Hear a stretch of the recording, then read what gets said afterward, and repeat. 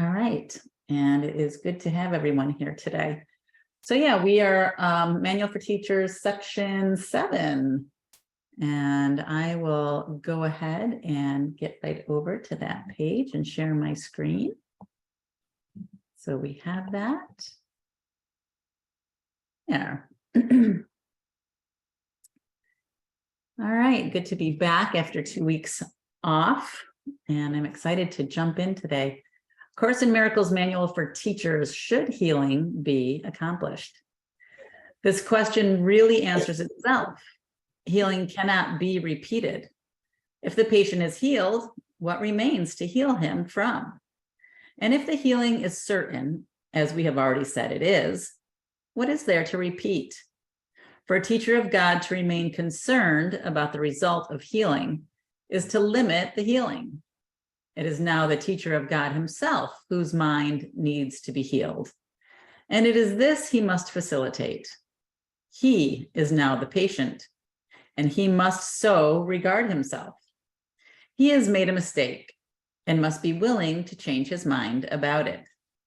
He lacked the trust that makes for giving truly, and so he has not received the benefit of his gift. Whenever a teacher of God has tried to be a channel for healing, he has succeeded. Should he be tempted to doubt this, he should not repeat his previous effort. That was already maximal, because the Holy Spirit so accepted it and so used it. Now the teacher of God has only one course to follow. He must use his reason to tell himself that he has given the problem to one who cannot fail, and must recognize that his own uncertainty is not love, but fear, and therefore hate. His position has thus become untenable, for he is offering hate to one to whom he offered love. This is impossible. Having offered love, only love can be received. It is in this that the teacher of God must trust. This is what is really meant by the statement that the one responsibility of the miracle worker is to accept the at-one-ment for himself. The teacher of God is a miracle worker because he gives the gifts he has received. Yet he must first accept them. He need do no more, nor is there more that he could do. By accepting healing, he can give it. If he doubts this, let him remember who gave the gift and who received it. Thus is his doubt corrected. He thought the gifts of God could be withdrawn. That was a mistake, but hardly one to stay with. And so the teacher of God can only recognize it for what it is and let it be corrected for him. One of the most difficult temptations to recognize is that to doubt a healing because of the appearance of continuing symptoms is a mistake in the form of lack of trust. As such, it is an attack. Usually it seems to be just the opposite. It does appear unreasonable at first to be told that continued concern is attack. It has all the appearances of love, yet love without trust is impossible. And doubt and trust cannot coexist. And hate must be the opposite of love, regardless of the form it takes. Doubt not the gift, and it is impossible to doubt its result. This is the certainty that gives God's teachers the power to be miracle workers, for they have put their trust in him. The real basis for doubt about the outcome of any problem that has been given to God's teacher for resolution is always self-doubt. And that necessarily implies that trust has been placed in an illusory self, for only such a self can be doubted. This illusion can take many forms. Perhaps there is a fear of weakness and vulnerability. Perhaps there is a fear of failure and shame associated with a sense of inadequacy. Perhaps there is a guilty embarrassment stemming from false humility. The form of the mistake is not important. What is important is only the recognition of a mistake as a mistake. The mistake is always some form of concern with the self to the exclusion of the patient. It is a failure to recognize him as part of the self, and thus represents a confusion in identity. Conflict about what you are has entered your mind, and you have become deceived about yourself. And you are deceived about yourself because you have denied the source of your creation. If you are offering only healing, you cannot doubt. If you really want the problem solved, you cannot doubt. If you are certain what the problem is, you cannot doubt. Doubt is the result of conflicting wishes. Be sure of what you want, and doubt becomes impossible. That kind of does touch on what we talked about earlier, right, Alicia? A little bit. It does. I want to welcome Carol and Liz and Eric. Good to have you guys here today. And yeah, we were talking about sickness and letting go of grievances and how that all works. And the frustration of sickness in the face of Doing the work. thinking that you're doing the work and really moving forward with that. You know, that never crossed my mind at all, you know, that I was going to get sick because I was doing all these wonderful things, right? So. Yeah. It's interesting because in paragraph 6, it says, and you are deceived about yourself because you have denied the source of your creation. We talked about that too. Yeah, we did. I love that. So we're here for a half an hour before we start reading at 12:30. I don't record it because sometimes we talk about some very personal things, which people are always invited and welcome to talk about things now too, but it is being recorded and shared. So we had some really interesting conversations about sickness and healing and doubt and all of that. So I always love how when we read things, it's right on course with what we've discussed before. Anybody have any questions about what we read or comments or things they want to add before we continue? Well, maybe this is out of the subject, but one of the things that always pops up in my mind anytime I'm reading anything spiritual is when was it that we became conscious of God or spirit? If we came from, you know, the progression of Neanderthal and all the other species that were before we became quote unquote human. Just wonder, you know, like where was it? How did that even become to be, I guess? I don't know that maybe there was never a separation of thought about source and consciousness. Maybe as we developed more into the human being, separate ego identity, maybe that's where we started forgetting that we actually were source energy. You know what that made me think of? The evolution of consciousness, Ernesto, is the fabulous fungi with the Neanderthals going around to the piles of animal poo and eating psilocybin and you know, that historically speaking, the advancement of human consciousness in a very, very short interval was humongous compared to the previous gazillion years and then the following year. So that just popped into my head. Interesting. That's a good possibility. I mean, yes. And some of the tribal people use those mushrooms in their ceremonies. And they do claim that they can go out and pick up ideas and inventions, and it comes to them through the being in that state of being. Yeah. It's the same with the indigenous people, you know, whether it's ayahuasca leaves or whether it's peyote buttons or you know, there's a lot of mind expanding things out there that are rejected by mainstream for a lot, you know, for many people reject that triggered it.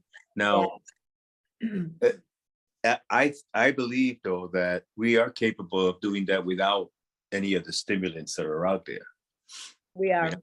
I think that I've my first time experiencing I'll say out of body consciousness was without anything. But it reminded me of, especially the tracing, about some of the mushrooms that I did eat when, before I was into any kind of a spiritual thing. Yeah. And it talks about how that tracing is actually the multiverse. Interesting. It's, and then again, it's a tool. What did you call it, Ernesto? You said the tracing? What? Yeah. In some of the stimulants, you can see tracing, like as if you're looking at a moving picture, but in segments. Okay. All right. And I was reading this thing about multiverse, that being as a way to explain multiverse, that we are actually seeing things like that in frame, except we see it as a whole picture, like the whole movie. I mean, that's how movies, I guess, came to be. And like we talked about that before with the physics of everything being blinking on and off in rapid succession. Like, I don't know how what it's calculated to be, how many times per second, but it's a ridiculous amount. And that at each one of those flip-flops is potentially an entirely different universe. It's kind of mind-boggling. That movie that just won the Oscar and brought out that whole concept of multiverse. Where did you see that, Ernesto? You said that you finally watched it. Did you go to the theater to watch it? A friend of mine saw it, picked it up, I think, on Netflix. He's got all these Hulu and Bulu stuff. Oh, And so he was okay. able I to. didn't know if it was available for streaming yet. So Yes, I believe it is, because that's where he got it. It's been available. Yeah, I'd like to. yeah, all the streaming networks have it. It's been Okay. available for a while. Oh, good. Thank you. And I recommend that you watch it more than once, because it moves very fast. The subtitles are very fast also at the beginning. Yeah. And it takes a while to get into that, because I mean, this movie is very fast paced. But it sounds like it's also very, very deep in content. It is. It is. Oh, yeah. Kind of like Course in Miracles meets The Matrix meets. Oh my God. It's. You know how many times I have tried to watch The Matrix, Terry, and I just don't get it. I tried to watch it with Carl, and by the third time he was so pissed because I was asking questions. He was on, he's like, would you just watch it? And maybe you could figure it out. But I would get lost back and forth. So maybe now I need to go back and watch it again. And see if I have any better luck. Yeah, I saw the Everything movie, Everything All at Once, whatever the name of that one is. I wasn't a fan, but I only saw it once, and I want to watch it again because I hear so many people love it, and I don't know. The hot dog scene just I wasn't a fan either, but I understand the message, and the message is great, and whether the actresses are good, and they certainly won awards for it, but I didn't find the movie to be exceptional in any way and wouldn't watch it again. No, I agree with you there, Mary. I agree. But the meaning behind it was very interesting, especially with the relationship between the mother and daughter. That was very touching for me. Yeah, that part I did like. That was It touches on all kinds of things. It touches on the LGBT community. And it has some very, very funny scenes, and they're pretty fast too. Yeah. The one funny scene that I lost it on was where they're hiding under a table, and he looks up and there's all these sticks of gum stuck up there, and he grabs one and chews it. Because that's how they get into the jump seat. They have to do something ridiculous to get to the next universe. Some of the ridiculous things were kind of like not in good taste, I didn't think. But anyway, that's another story. Right. Any other questions? Did we ever really get to Ernesto's question? Did we ever get that? I didn't really hear it, if we did get to that. That's what started this whole thing, right? Sort of, yeah. I think Quickly, though, I don't think we had an answer to, or even talk about what you asked about, really. well, Terry, wasn't it you that said that we were probably already in that consciousness? Right. I think that, from what I mean, we are everything. We are the rocks, we are the soil, we are the ground, we're the air, we're the earth. So, I feel like as we learned, right, as we developed our ego self more and more along the way, I feel like that's where more of the split came in. So, So you think the split was evolution, an evolutionary split? no, I think this whole world is part of the split. This whole separate. Before there was an appearance, there was a decision that was made. There was a choice that was made. Right. So the choice of the universe to appear outside of herself is the choice of the wrong mind. Right. The wrong mind is the choice of the ego. The ego is the choice of seeing with limited vision or seeing lack, essentially. So because of lack, I have to make the universe better, because the universe is something that I vaguely remember as it was perfect. Now I seem to think that I have to do something about that. So I'm caught up in the idea of improving my universe. You come along and you're caught up in the idea of improving your universe. And this is how we mature as adults. We mature as adults in fight or flight for the fact that we want to improve our particular universe the way we want to have it. And this is why we don't get along, because it's always doubt against doubt, force against force. Truth doesn't exist in anybody's reality. So truth doesn't exist in the reality of the universe either. The universe is always going away from itself, creating greater distance between different objects. However, it's on different trajectories also. So it may not appear that way to people, but it is actually always going away from its own self. It's never joining. When it does join, there's conflict, there's disasters, there's explosions, there's all kinds of stuff that goes wrong in the universe whenever the universe comes together at any different point. So the laws of the universe are very difficult to work from, to determine like what's really happening here.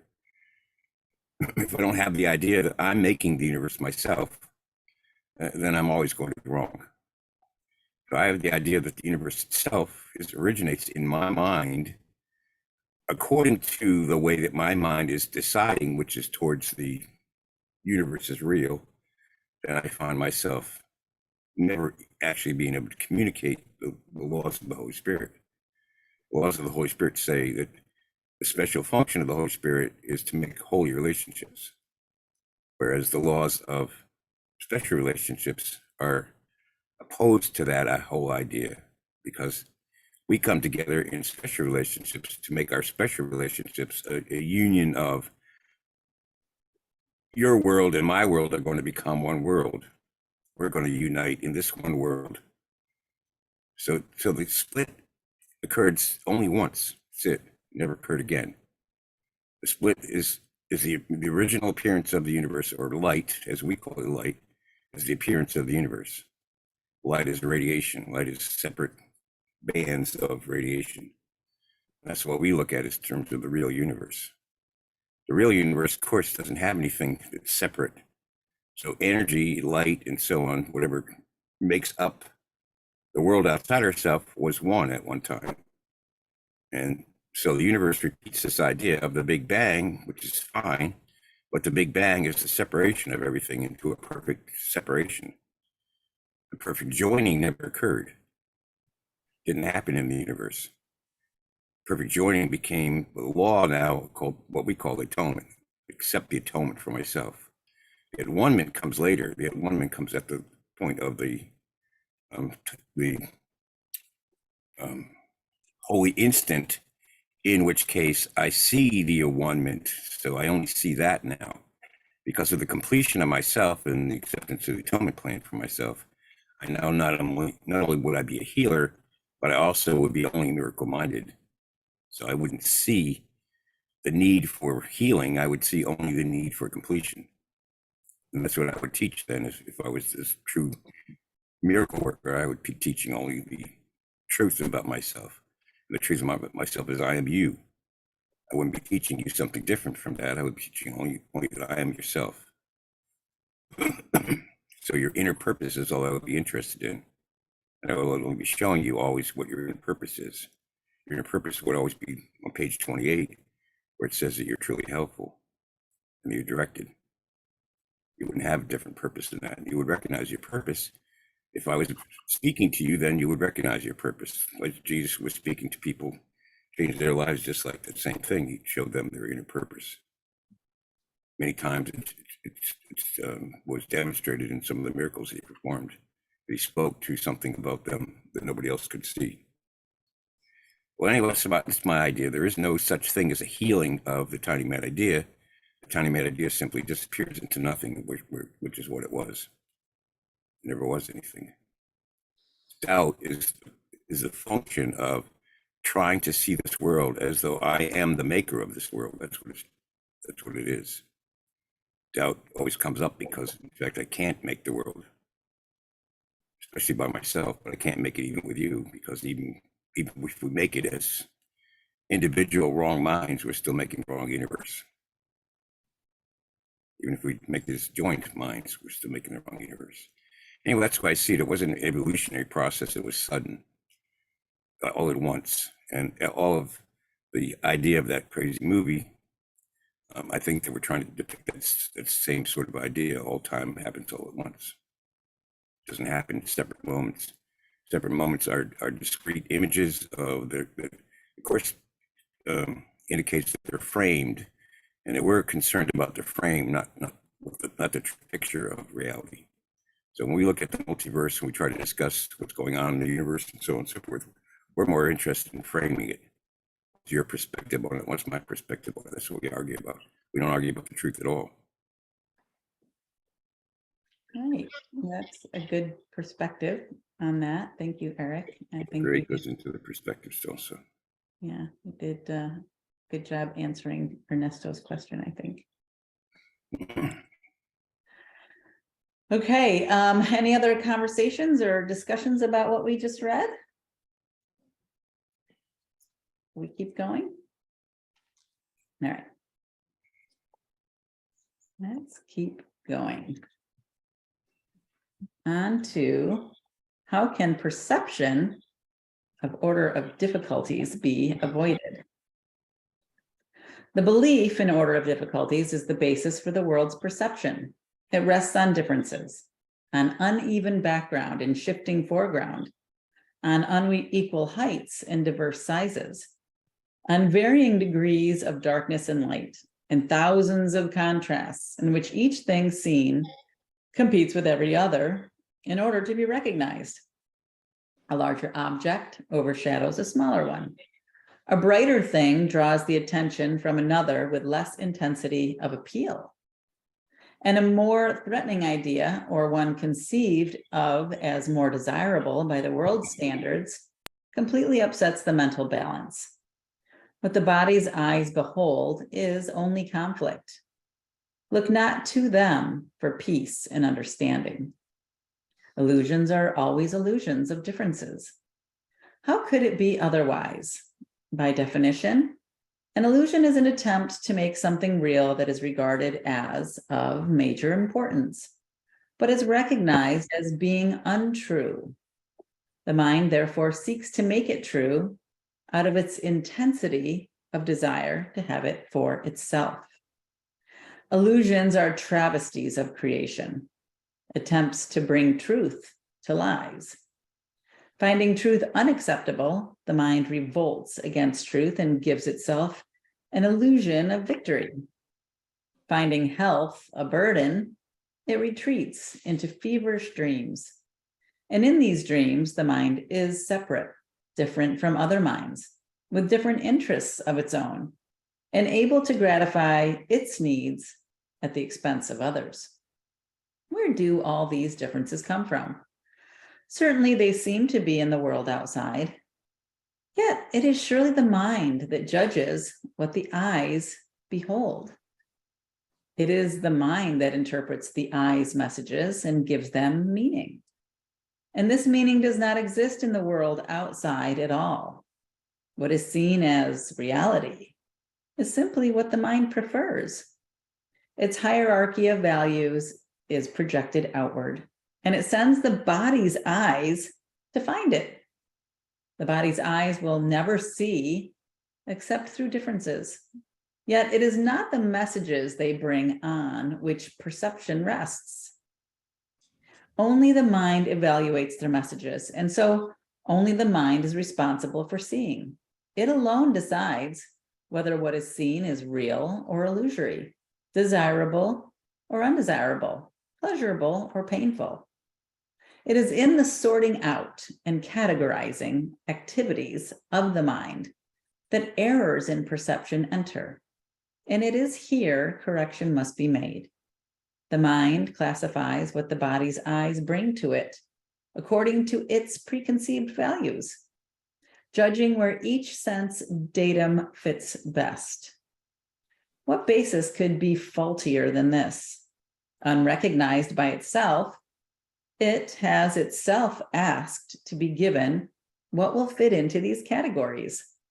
And having done so, it concludes that the categories must be true. On this, the judgment of all differences rests, because it is on this that judgments of the world depend. Can this confused and senseless reasoning be depended on for anything? There can be no order of difficulty in healing, merely because all sickness is illusion. Is it harder to dispel the belief of the insane in a larger hallucination as opposed to a smaller one? Will he agree more quickly to the unreality of a louder voice he hears than to that of a softer one? Will he dismiss more easily a whispered demand to kill than a shout? And do the number of pitchforks the devils he sees carrying affect their credibility in his perception? His mind has categorized them all as real, and so they are all real to him. When he realizes they are all illusions, they will disappear. And so it is with healing. The properties of illusions which seem to make them different are really irrelevant, for their properties are as illusory as they are.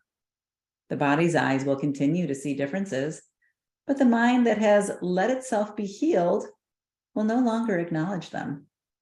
There will be those who seem to be sicker than others, and the body's eyes will report their changed appearances as before, but the healed mind will put them all in one category.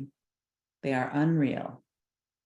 This is the gift of its teacher, the understanding that only two categories are meaningful in sorting out the messages the mind receives from what appears to be the outside world. And of these two, but one is real. Just as reality is wholly real, apart from size and shape and time and place, for differences cannot exist within it, so too are illusions without distinctions. The one answer to sickness of any kind is healing. The one answer to all illusions is truth. Bum, bum, bum.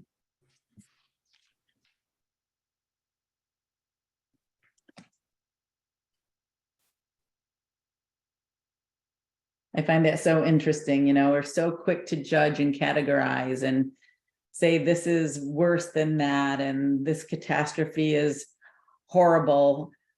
And then we say, but it's an illusion, but it's still, we still categorize it. So our mind still makes it real by categorizing it and by claiming it as a catastrophe. It's part of your identity. Yeah. It's part of what you believe that you are. So Exactly. you believe in yourself differently than I believe in myself. Right. It's all a The projection. thing about our difficulties is we don't see the constancy of that change. You continue to change, I continue to change because we continue to identify. Right. But When you once, identify with what the world outside myself is telling me about myself, then I would have the freedom to look at the world within myself to see that it's being directed, right, just as chapter 2 would say it is. right.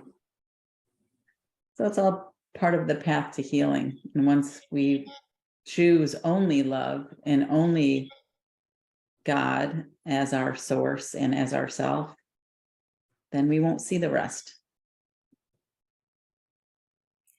So how do we reconcile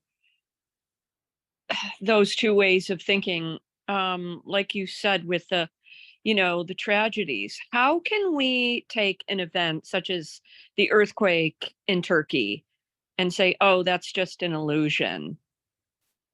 Like Because how? it's part of understanding that you are, not only are you all the people in Turkey, but you are the earthquake. You are the land, you are all of it.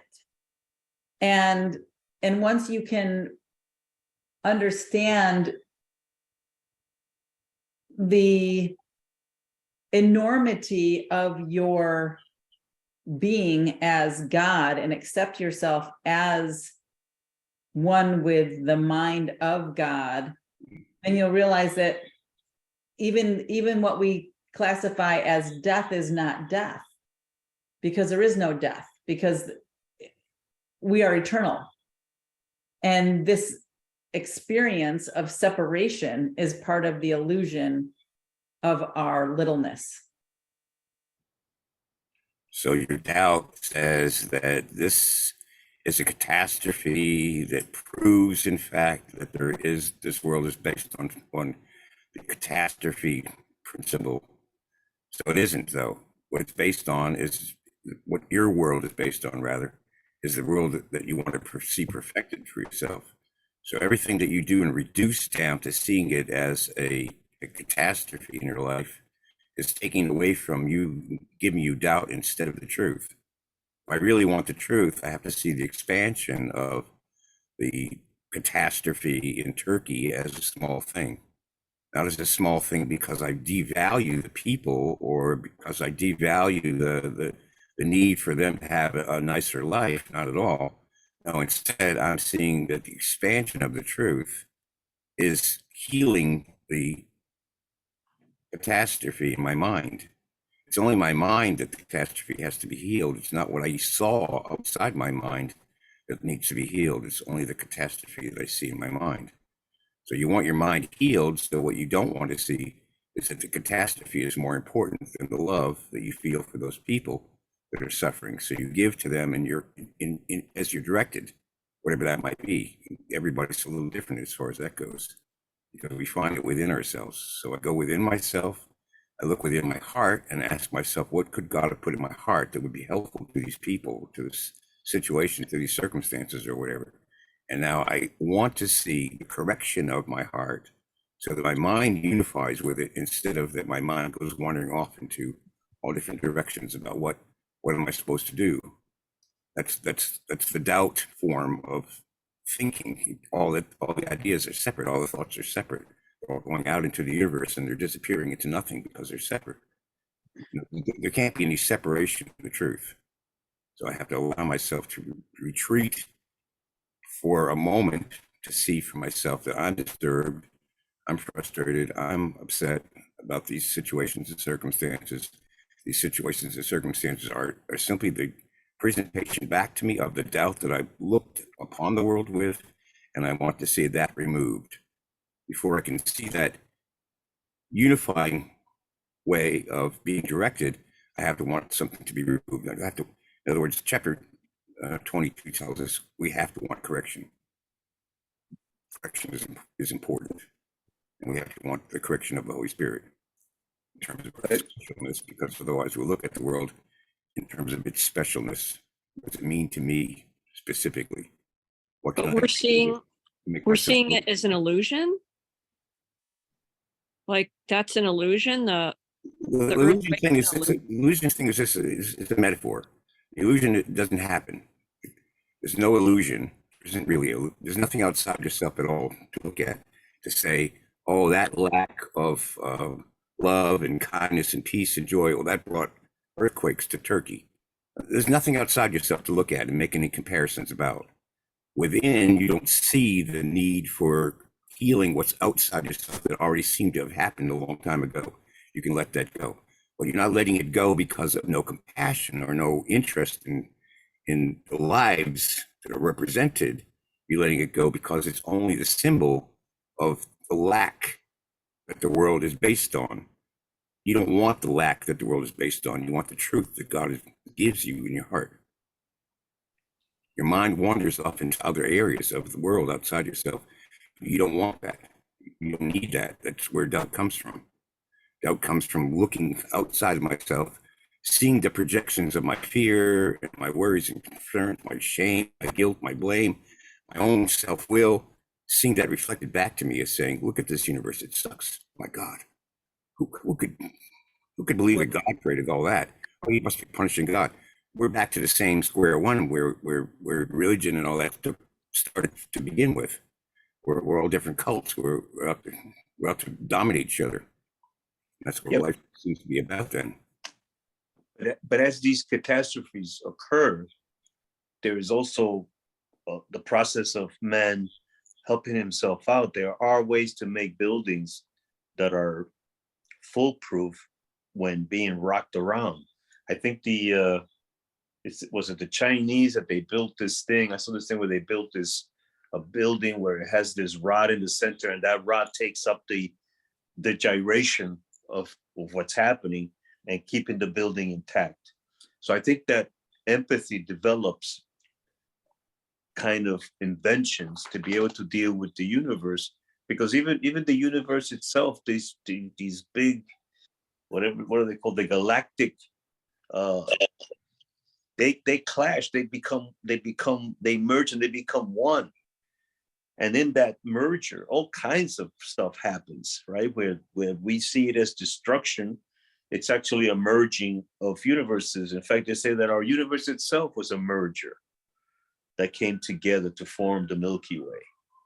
And in that merger, there may be things that happen that are destructive, but there's also a rebirth. Even the black holes, they're looking at them now as being some sort of way to travel to other universes, they're thinking. So I think the empathy is there to help us have this continuum. Even though, the body's an illusion and all of that, and I get it, and we don't die. Who knows how it is that once the body withers away, this consciousness that we have goes where? We won't know until that happens. Yeah, there's a good section on true empathy, and true empathy looks at what is complete and whole, and then gives of its nature to be complete and whole to others. So in other words, I can't help by reducing anything down to specific laws that have other specific laws that seem to be contradictory to it. You can't make a reality where there seems to be forces that apply themselves against other forces. And this is how the universe is made.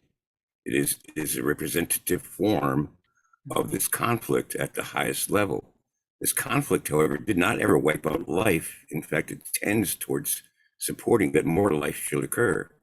But it tends to do it in such a way as that life begins and ends. And that's unclear as to how, in fact, I can work then through the contradiction of lack and of the nature of mankind and so on and so forth to be doubtful and to work from the bottom up. We have to look within and see that God put the truth in our hearts and never be adapting the truth to something outside ourselves. This is the only way to do it. All concepts disappear into the one truth. There's no knowledge then, there's only the one truth. Knowledge is not what fixes the world, it's the one truth. Acquiring knowledge through the Toltec wisdom, I love their books, and through Course in Miracles. I love that book. And through a new book I found called Courage to be Disliked. It's a great book that has two philosophies, one against the other. It says that you made the world, one of them says, and the other says, no, the world was made for you. And which one would you prefer to use? Well, in duality, it's a sort of combination. In non-duality, it's clear that the world was made by one and is one, and the world cannot therefore even appear to have any idea of separation in it. So I take out the idea of separation, and what am I left with? I'm left with something that always works because it's always true, because it never is changed.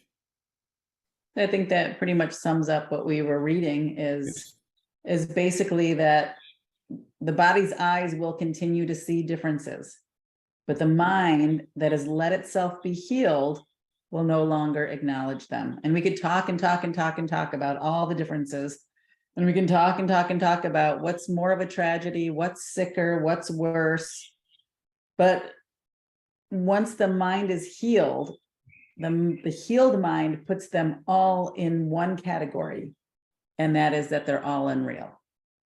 It's the same thing as saying there's no difference in levels of miracles. You know, it's kind of like that neutrality to all of it. Right, This is in level of miracles. There's no difference in level of what we would perceive as tragedy.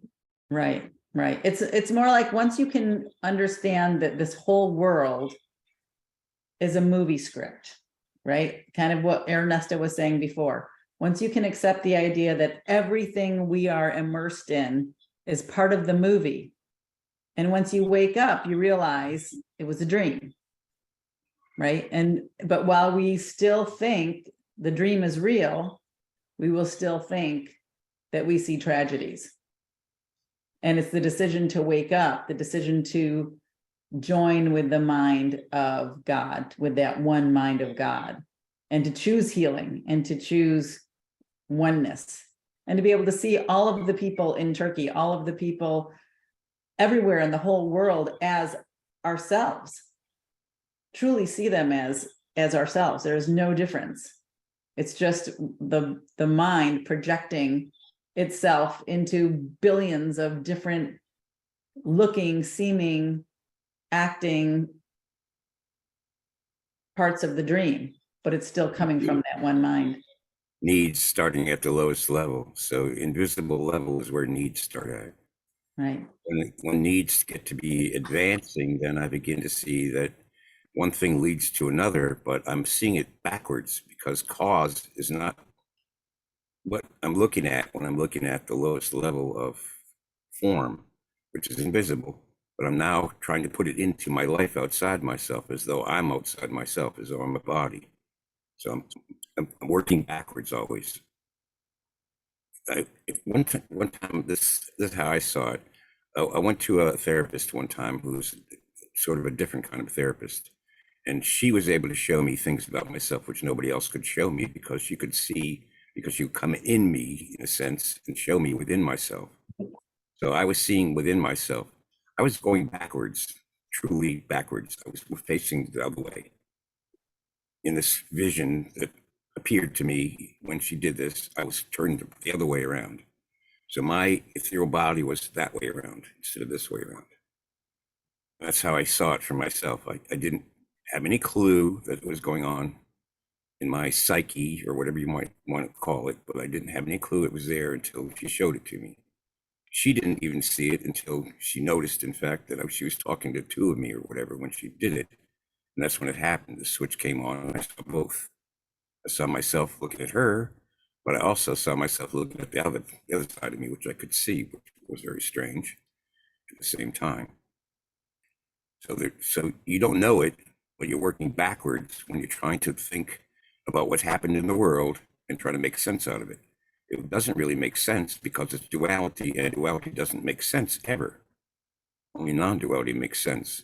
Some people think that they can talk about Course in Miracles and say, well, we have to work it through duality, but you can't.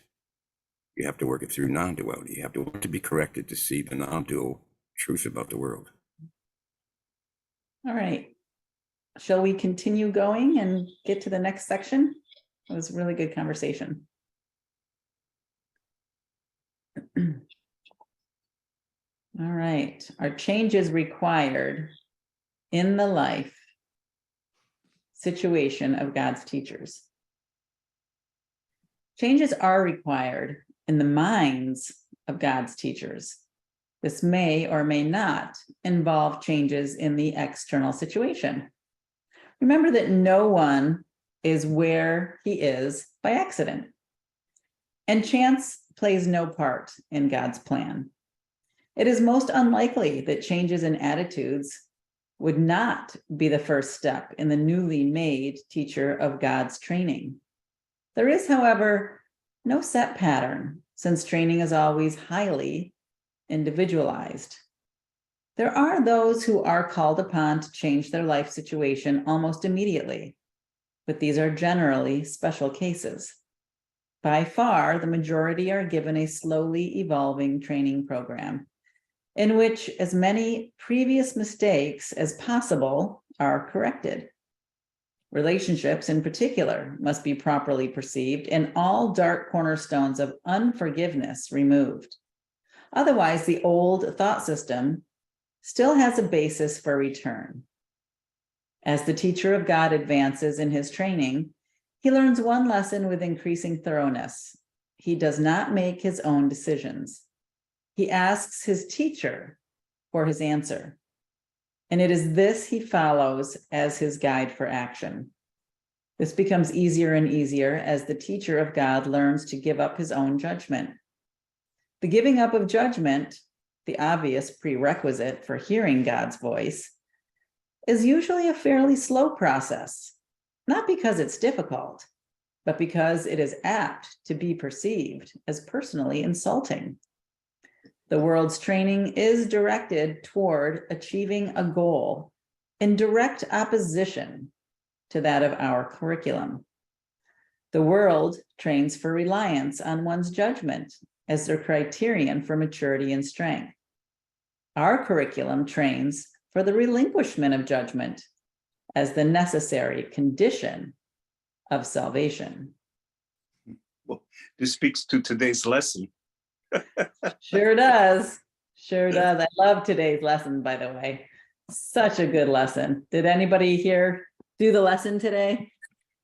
Yep, I did. Oh, I've been so doing them. good. Yeah, I've been doing them every day. I've been posting them every day in my study group, Living A Course in Miracles for teachers and students in my Facebook group. So for those of you who did not do the lesson today, it says only God's plan for salvation will work. And there's a lot said about it, but it's basically, it gets down to the brass tacks of asking the question, asking God specifically, what would you have me do? Where would you have me go? What would you have me say, and to whom? You know, and just getting in the habit of doing that every day. It's such a powerful practice. And you can let go of all the chitter chatter, blah, blah, blah, blah, blah of discussing anything, because it's all meaningless. Because most of what we're talking about is still coming from the ego. Yep. And it says in particular, it says, with all grievances, it says when someone does something that displeases you, he betrays his hostile thought in his behavior. You know, like anytime anybody's triggering you, you are in a grievance. Yes. Hands down. Yeah. Yeah. And to recognize that at the moment, to be able to offset it somehow by using, you know, some of the things that this says in here. Yes, exactly. I do not know.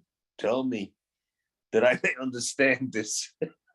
Yeah. I mean, and it's laughable in a way when you think about it, that you're letting something get to you that is nothing, that is just absolutely nothing. This person is not injuring you in any way.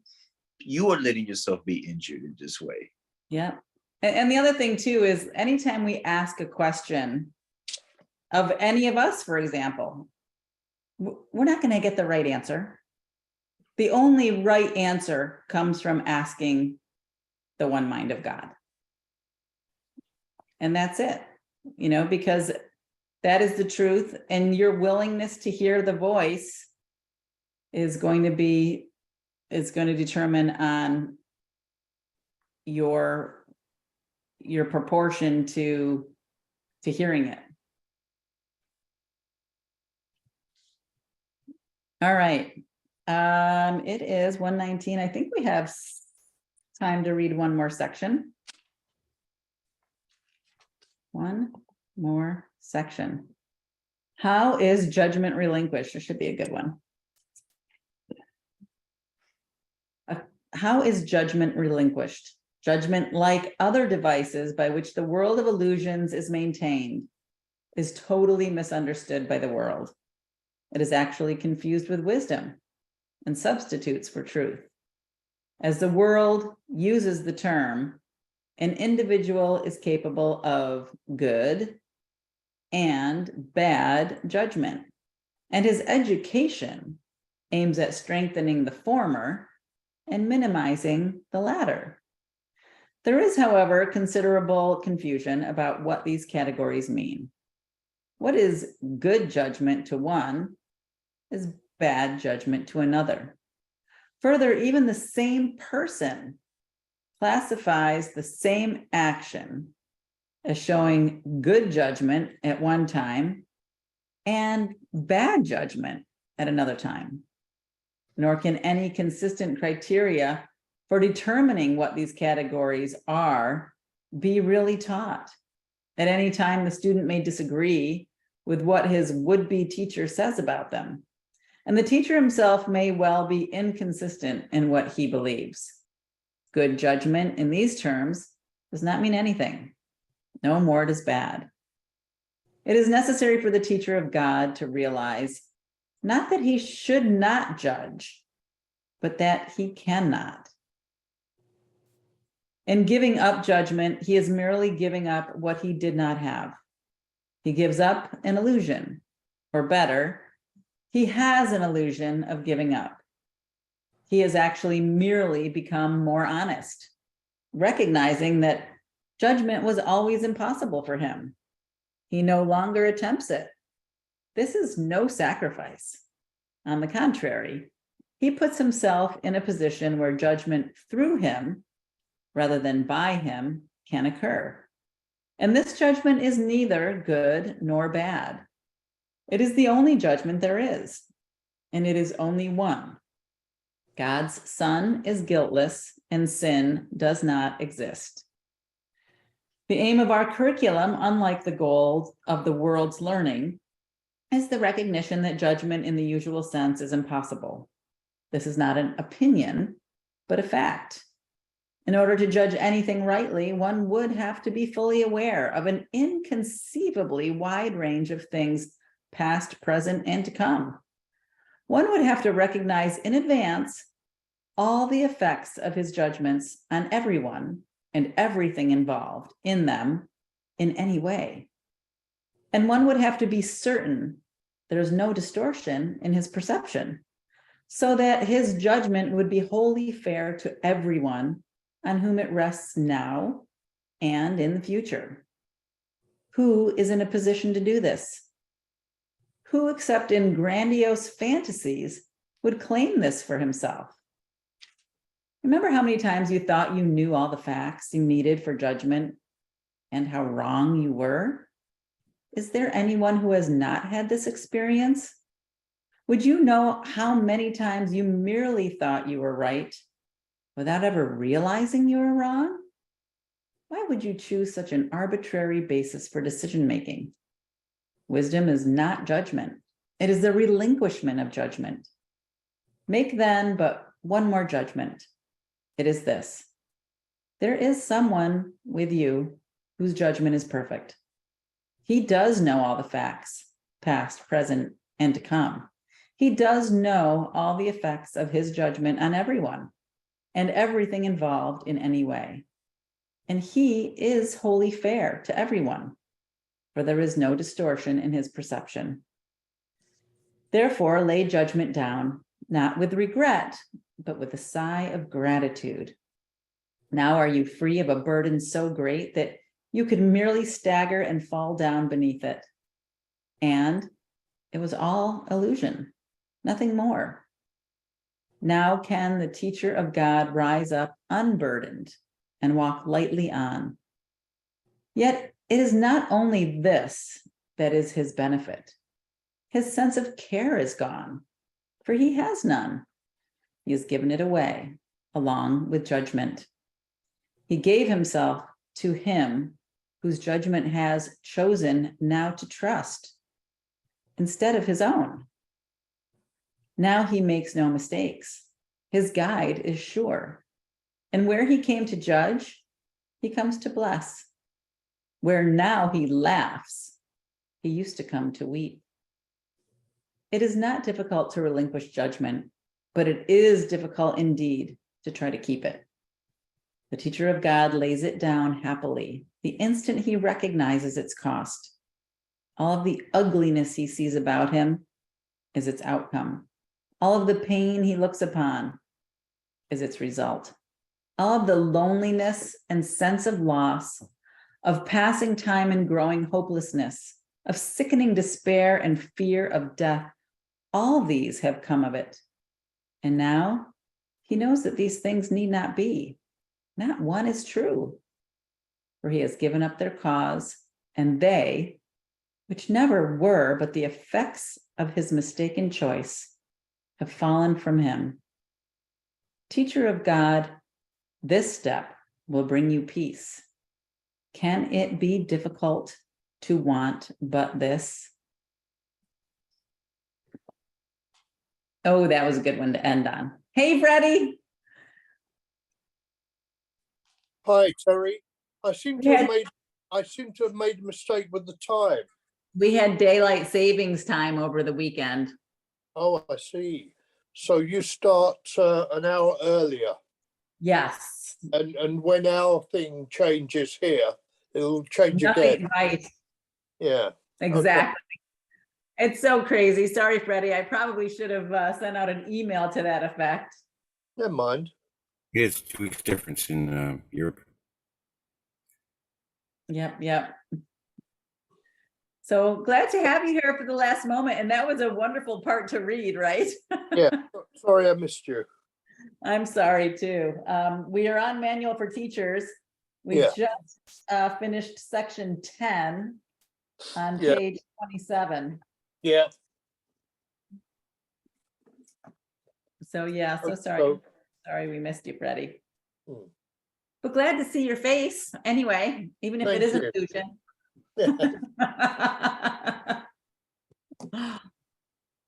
We had some interesting discussions. You always do. Yeah. And it all goes back to just asking the Holy Spirit, asking God, right? Mhm. Going inside, looking for the truth, to undo, relinquish judgment. So, Did you say you would do the pamphlet on psychotherapy? Did you say you were going to do that? You did? yeah, we're going to go all the way through. Yep. After Manual for Teachers, we will continue with, let's see. I think it goes into clarification of terms. And then psychotherapy, process of psychotherapy. And then I think it's the Song of Prayer. Yep, prayer. Yep.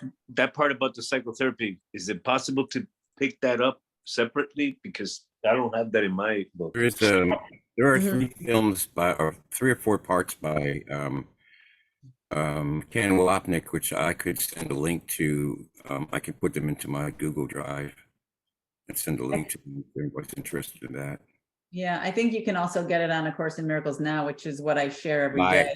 It's like $40 or something like that. Buy the Yeah, you might even be able to get like used copies. I think I have a bunch of little copies that I've ordered over the years. Oh, I'm sorry. I thought no, I'm talking about the Ken Wapnick walking through the pamphlet of psychotherapy.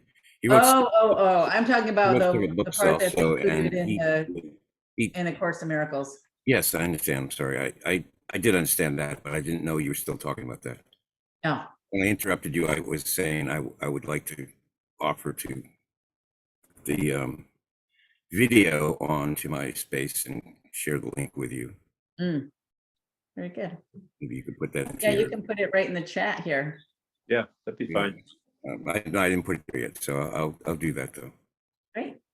I would put it on YouTube, but it's not like sort of for general distribution. It's copyrighted materials. Oh, okay. In my Yeah. SkyDrive on Google and give you the link for it. Got it. All right, guys, any other discussion about anything we read? It's 1:29, so we're right at that 1:30 point.